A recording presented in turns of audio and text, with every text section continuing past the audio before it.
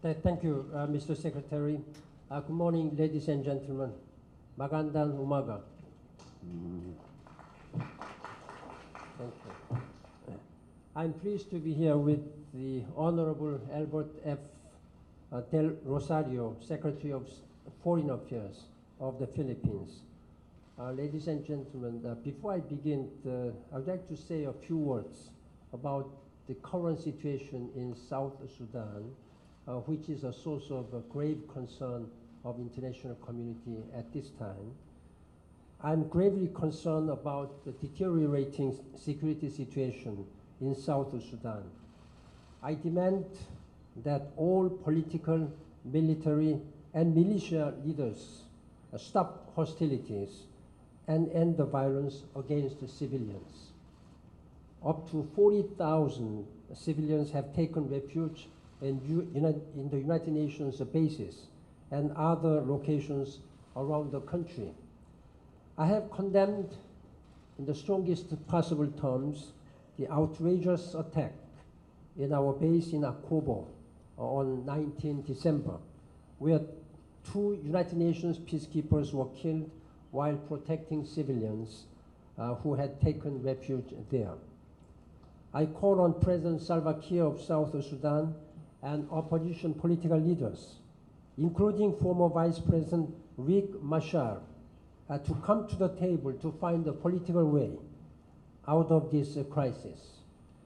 They are responsible to the people of South Sudan to end the crisis and find the political means of addressing their differences. I call on them to do everything in their power to ensure that their followers hear the message loud and clear that continued violence, ethnic and otherwise, is completely unacceptable and pose a dangerous threat to the future of their young country.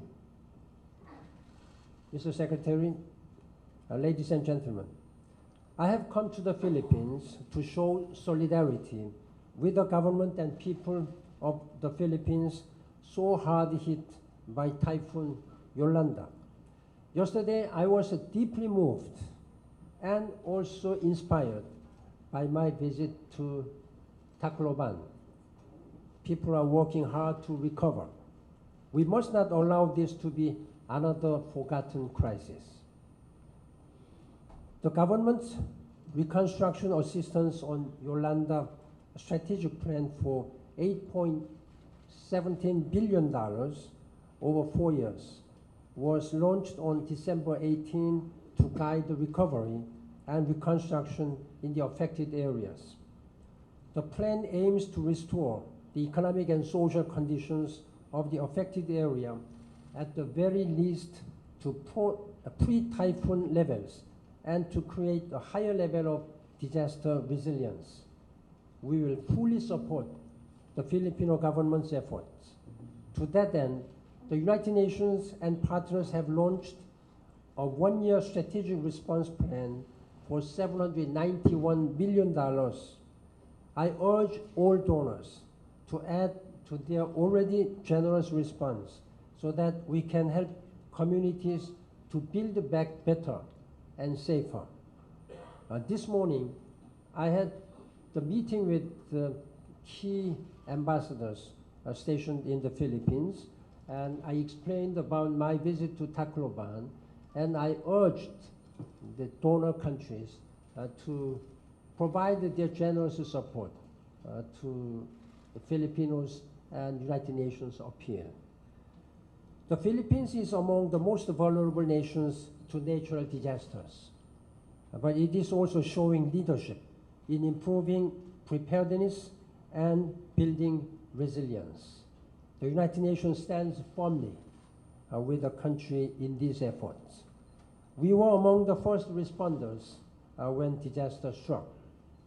I joined the government of the Philippines in thanking the armed forces of 25 nations, which played a vital role in overcoming the initial logistical hurdles to delivering humanitarian assistance. There has been excellent cooperation between the United Nations and its partners and the Philippines authorities at every level. Aid deliveries have been scaled up significantly. More than 4 million people, affected people, have now received food assistance. Some 100,000 hygiene kits and 65,000 water kits have been distributed, and 30 water treatment units are in place. More than 200,000 households have received emergency shelter. Cash assistance has also been provided to help people rebuild damaged and destroyed houses. More than 180 foreign and national medical teams have provided emergency health aid, and nearly 260 mobile clinics are now functioning. More than 40,000 children have been screened for acute malnutrition. Rice seeds have been distributed to more than 10,000 farming households so far.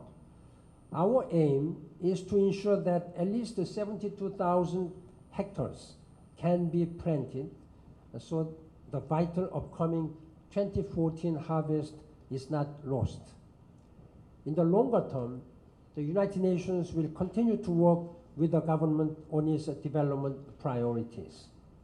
While here, I have also been able to discuss with President Aquino and Secretary Rosario other issues of national importance. I commend the Filipino government's effort to promote peace and democracy and inclusive growth. In this context, I congratulate the government on progress in the Mindanao peace process, particularly the agreement reached between the parties in December. I hope a final agreement will be reached soon. Thank you. Maraming salamat. Thank you very much.